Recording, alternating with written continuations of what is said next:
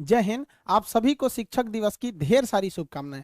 आपके, हमारे या दुनिया के कोई भी इंसान हो, उस सबके जीवन में सफलता का सबसे बड़ा अगर किसी का हाथ होता है तो वो उसके शिक्षक का होता है। हम सभी के जीवन की जो सबसे पहली शिक्षक होती है वो हमारी माँ होती हैं।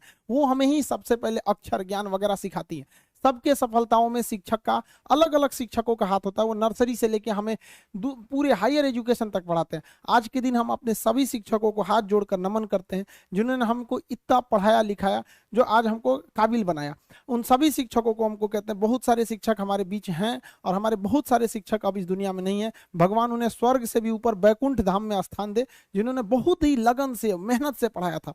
वो दौर जब हम लोगों का था तो एक शिक्षक के प्रति बड़ा एक डर रहता था। जैसे स्कूल या कॉलेज के ग्राउंड में टीचर्स को देख लेते थे, डर जाते थे लोग। बट आज के वक्त में हम देख रहे हैं धीरे धीरे इस चीज का नैतिक पतन होते जा रहा है। भारत में शिक्षकों की या शिक्षा की बहुत पुरानी परंपरा, ये हमें विश्व गुरु कहा जाता है। अब आप कहेंगे सर ये विश्व गुरु का मतलब क्या होता है, ऐसे ही भारत को विश्व गुरु क्यों कहा जाता है? तो आप एक एग्जाम्पल से समझिए। हमारे तत्कालीन राष्ट्रपति उस समय के 94 में डॉक्टर शंकर दयाल शर्मा थे। 1994 में डॉक्टर शंकर दयाल शर्मा भारत से आधिकारिक दौरा पर ओमान गए। ओमान की राजधानी मस्कत पर जब हमारे राष्ट्रपति डॉक्टर शंकर दयाल शर्मा का हवाई जहाज लैंड किया तो ओमान के जो किंग थे, वहां के राजा, वो कभी किसी को रिसीव करने एयरपोर्ट पर नहीं जाते। ये प्रोटोकॉल मतलब नियम कानून होता है। किसी देश के राष्ट्रपति वगैरह नहीं जाते जब तक कोई बहुत खास मेहमान नहीं आ जाता। और लेकिन वहां पर किंग जो है वो प्रोटोकॉल तोड़ दिए। और अमूमन अगर कोई प्रोटोकॉल तोड़ के आता भी है तो वो रिसीव करने के लिए नीचे खड़ा रहता है और राष्ट्रपति खुद उतर के आते हैं। लेकिन ओमान के राजा के, यानी ओमान के किंग के साथ ऐसा नहीं हुआ। हमारे डॉक्टर शंकर दयाल शर्मा अभी हवाई जहाज में बैठे ही थे तो ओमान के किंग सीढ़ियों से चढ़कर खुद गए और डॉक्टर शंकर दयाल शर्मा को उनके सीट के पास से जाकर रिसीव करके उन्हें लेकर आए थे। जब ड्राइवर्स और बॉडीगार्ड ने उनको कहा गाड़ी में बैठे, तो वहां के किंग ने ड्राइवर को हटाकर खुद ड्राइव किए थे डॉक्टर शंकर दयाल शर्मा के गाड़ी को, हमारे राष्ट्रपति साहब के। और उन्हें इतना इज्जत दिया गया था जो इससे पहले ओमान में किसी विदेशी गणमान्य को ऐसी इज्जत नहीं मिली थी। जब मीडिया वालों ने उनसे पूछा कि आखिर शंकर दयाल शर्मा में ऐसा क्या खास है जो आपने इतने सारे प्रोटोकॉल्स तोड़ दिए, आज तक किसी राजा या किसी देश के प्रधानमंत्री राष्ट्रपति को इज्जत नहीं मिली, तो ओमान के किंग ने कहा कि जब मैं स्टूडेंट था और भारत में पढ़ाई कर रहा था तो उस समय पुणे में जब उनकी पढ़ाई चल रही थी ओमान के किंग के, तो डॉक्टर शंकर दयाल शर्मा वहां पे उनके शिक्षक थे, वो वहां पे प्रोफेसर थे। तो उनका कहना था मैंने किसी राष्ट्रपति या प्रधानमंत्री को वो इज्जत नहीं दिया, बल्कि मैंने अपने गुरु को यह सम्मान दिया, उन गुरु के लिए मैंने इतने सारे प्रोटोकॉल तोड़े। इसलिए भारत को विश्व गुरु कहा जाता था।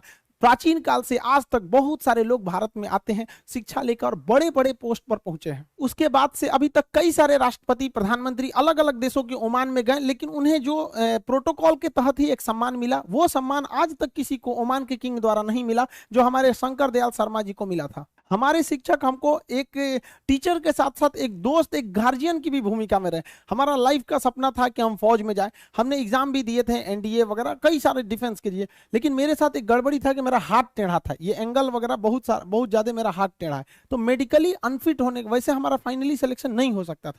हम काफी फ्रस्ट्रेट हुए थे कि हम क्या कर सकते हैं। तो हमारे टीचर ने मजाक मजाक में कहा था कि तुम एक काम करो, तुम दूसरे को पढ़ाओ, तुम्हारा हाथ टेढ़ा है तो क्या हुआ, दूसरे का करियर सीधा कर दो।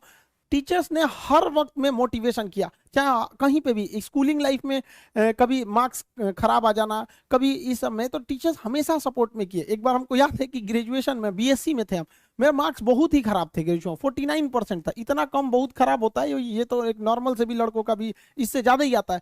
मार्क्स बहुत कम आए थे, हम टेंशन में हो गए थे वहां पे। तो उन्होंने कहा टेंशन क्या लेते हो, लाइफ में टॉप करो, स्कूल या एग्जाम में टॉप किए ना किए कोई फर्क नहीं पड़ता है यहाँ पर। इसलिए किसी भी लाइफ की एंट्री भले खराब हो लेकिन एग्जिट एकदम तगड़ा होना चाहिए। आपका बचपना भले गरीबी में बीता हो लेकिन आपके माँ बाप की बुढ़ापा कभी गरीबी में नहीं बीतनी चाहिए। और लाइफ में ठोकर लगना तो बहुत जरूरी है, क्योंकि ताश में जोकर और जिंदगी में ठोकर कभी भी माहौल बदल सकते हैं। और बुरा वक्त से कभी घबराना नहीं चाहिए, क्योंकि बुरा वक्त ही बताता है कि लोग क्या थे और हम क्या समझ रहे थे। लाइफ में सबके साथ चैलेंजेस आते हैं, सबके जीवन में कठिनाइयां आती हैं। कठिनाइयों का आना एक पार्ट ऑफ लाइफ है और उससे जीत कर निकल जाना एक आर्ट ऑफ लाइफ है। सबके जीवन में संघर्ष आते हैं, हम लोग के समय में भी आए थे। बहुत सारे लोग ठग के चले गए, हमको तो इतना ज्यादा ठगा गया कि हम पटना केवल इसीलिए रुके कि हमको घर जाने का पैसा नहीं छोड़ा था। इस तरह से हमको यहाँ पर नोच लिया था लोगों ने, लेकिन हम धैर्य रखे, अपने टीचर से बात की तो उन्होंने काफी मधुर भाषा में बोला कि देखो बेटा, जीवन में किसी को ठगना पाप है, ठगा जाना कभी पाप नहीं है। तो तुम्हें कोई ठग रहा है तो ये उसकी गलती है, जीवन में तुम किसी को मत ठगना। क्योंकि हम किसी भी इंसान के सीसीटीवी कैमरे से बच सकते हैं, लेकिन जो ऊपर वाले ने सीसीटीवी कैमरा लगाया है उससे कोई नहीं बच सकता। इस देश में कुछ ऐसे लोग हैं ना जिनको अपने बारे में मतलब नहीं है, लेकिन दूसरे के बारे में टांग वो ज्यादा लगाएंगे। उन लोगों से कहते हैं भाई दूसरे के ऊपर पीएचडी करने से बेहतर है खुद के ऊपर ग्रेजुएशन कर लो, ज्यादा अच्छा रहेगा।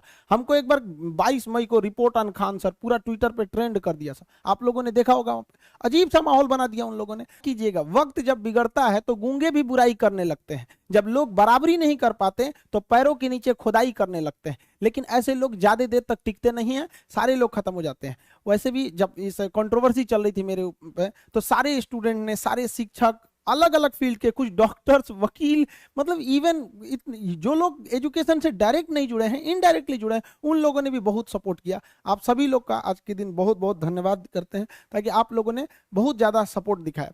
टीचिंग में क्या है कि भाई देखिए, बहुत हम सब की टीचर्स की अलग अलग कोचिंग्स हो सकती हैं, अलग अलग सब्जेक्ट हो सकते हैं, बट सबका ध्येय, सबका उद्देश्य एक ही रहता है कि ज्यादा से ज्यादा लोगों को शिक्षित किया जा सके, ताकि हर इंसान अपने फील्ड में आगे जा सके और व्यक्तिगत रूप से देश की भलाई में बहुत सारा काम कर सके। ऐसा नहीं कि किसी जगह पे सुधार की कोई गुंजाइश नहीं होती, हर जगह कुछ ना कुछ सुधार की गुंजाइश होती है।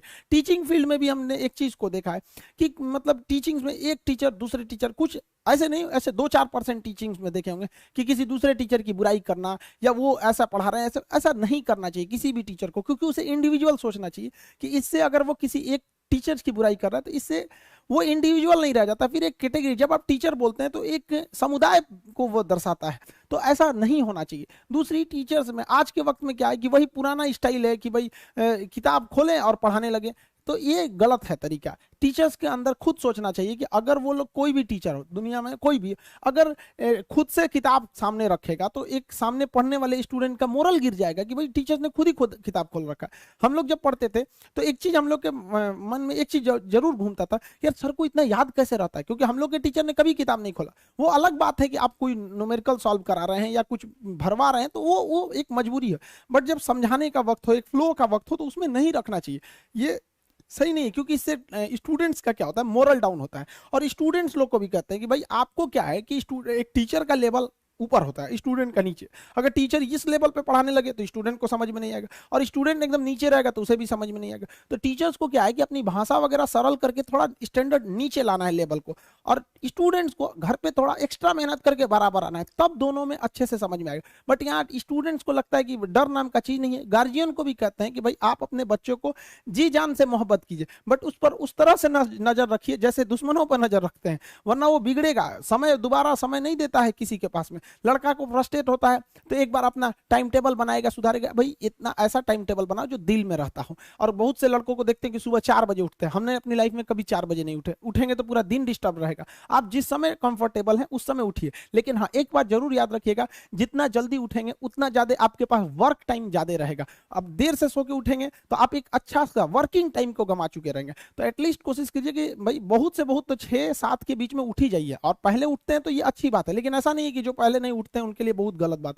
आप जितना पढ़ सकते हैं अपनी कैपेसिटी के हिसाब से ही पढ़िए। आपकी बॉडी 8 घंटा नहीं सस्टेन कर पा रही है, आप 4 घंटा ही पढ़िए, बट धीरे धीरे उसको इंक्रीज कीजिए। हर चीज के लिए होता है, आप अपनी बॉडी के हिसाब से किसी काम को करिए। आप किसी भी काम को अगर लगातार 21 दिन करते हैं तो धीरे धीरे वो आपकी आदत बन जाती है, और अगर किसी काम को लगातार 90 दिन कर देते हैं तो फिर वो आपकी दिनचर्या बन जाती है। अब आप डिसाइड कीजिए कि आप अच्छे काम को करना चाहते हैं या गलत काम को। जहां आपको कंफर्ट मिलता है वो रास्ता कभी भी कोई मंजिल को नहीं ले जाती है, क्योंकि मंजिल वाला रास्ता काफी चुनौतीपूर्ण भरा होता है, उसमें कंफर्ट कभी नहीं मिलता है। संघर्ष से व्यक्ति को कभी नहीं भागना चाहिए, क्योंकि जीवन में जो कभी संघर्ष से परिचित नहीं हुआ, इतिहास गवाह है, वो कभी चर्चित नहीं हुआ। और जिंदगी हो या व्हाट्सएप, लोग हमेशा स्टेटस ही देखते हैं।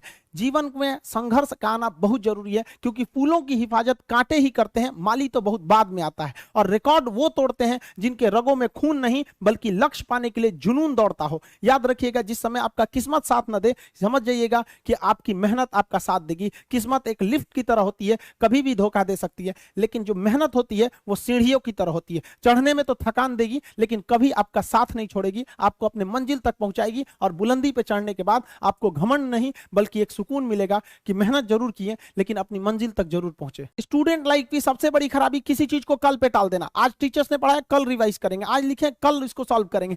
कल पे कोई नहीं टालना चाहिए। जिसने ये कल किया या हमको ये करना चाहिए उनको तो असफलता फिक्स है, उसने असफलता की दहलीज पे पैर रख दिया। जिसने किया कल, दिन गया टल, जिसने कहा परसों, बीत गए बरसों, और जिसने कहा आज, उसी ने किया राज। जीवन में संस्कार का भी बहुत बड़ा मोल होता है। आप अपने विचारों से स्वतंत्र रहिए, लेकिन संस्कारों से बंधे रहिए। कभी भी अहंकार मत रखिए, क्योंकि आप कितनी भी बुलंदी पर क्यों ना चले जाएं, लेकिन याद रखिएगा आसमान में बैठने की जगह नहीं होती है। जो भी बुलंदी पे जाएगा उसको एक ना एक दिन, आज नहीं तो कल, उसको वापस इस धरती पर आना है। इसलिए बुलंदी को देखकर बहुत जल्दी घमंड में नहीं आना चाहिए, और हमेशा याद रखिए बड़े बुजुर्गों से मिलकर बैठना चाहिए, उनसे बातें करना चाहिए। बड़े नायाब होते हैं ये लोग, कुछ लम्हों में जिंदगी के तजुर्बे बता देते हैं। याद रखिएगा समय, सम्मान और विश्वास, ये तीन ऐसी चीजें होती हैं जो एक बार अगर हाथ से चली गई तो फिर दोबारा लौट के कभी नहीं आती। जीवन में सबके प्रति दया का भाव रखना चाहिए, और सबसे बेशर्म चीज अगर कोई इस दुनिया में है तो वो गरीबी है।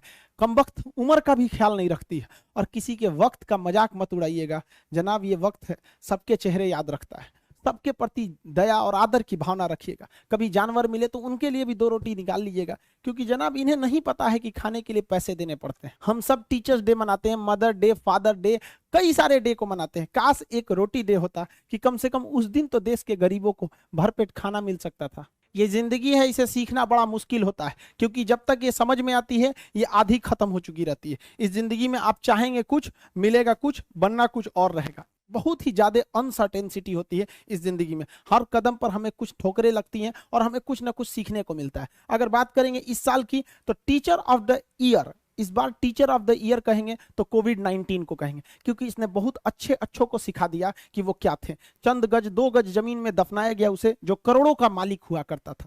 सबको समझ में आ गया कि पैसा धरा का धरा रह जाता है, इंसान कठपुतली है। इसलिए मिल बांट कर रहिए, जितनी जिंदगी है एक दूसरे से संपर्क में रहिए, एक दूसरे के दुख में सुख में भाग लीजिए। किसी के सुख में जाइए या ना जाइए, लेकिन दुख में जरूर साथ दीजिए, क्योंकि अपने वो नहीं होते हैं जो तस्वीर में साथ हों, अपने वो होते हैं जो तकलीफ में साथ देते हैं। इस बार इस कोरोना ने बहुत सारे लोगों को, अपनों को खोया। शायद ही कोई ऐसा गांव होगा जहां अपनों ने नहीं, अपने किसी अपनों को नहीं गंवाया हो। तो उन सब की आत्मा को भगवान शांति दे, उनके परिवार के लोगों को यह हिम्मत दे कि वो इस दुख की घड़ी को निपट सके, इससे जल्दी से बाहर आ सके। और जितने लोग हैं जो अभी कोरोना भी पूरी तरह से खत्म नहीं हुआ है, वैक्सीनेशन को बहुत तेजी से करें, ताकि ये जनजीवन पूरी तरह से अपनी पटरी पर आ पाए। देखिए बहुत सारे लोगों का कहना है कि कोरोना ने उनका बिजनेस बर्बाद कर दिया, उनका आय का साधन बर्बाद कर दिया, परिवार उजाड़ दिया। हम इस बात को मानते हैं, लेकिन याद रखिएगा जिसके पास खोने के लिए कुछ नहीं होता है उसे हराना असंभव होता है। अब याद रखिए, अब आपको जिनको ने बहुत ज्यादा संघर्ष देखा उन्हें हराना मुश्किल होता है,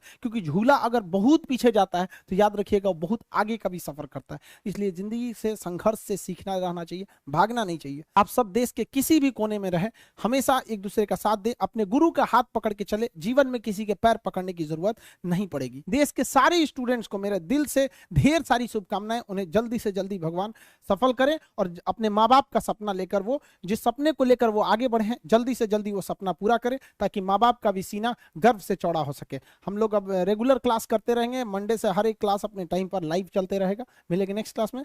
जय हिंद।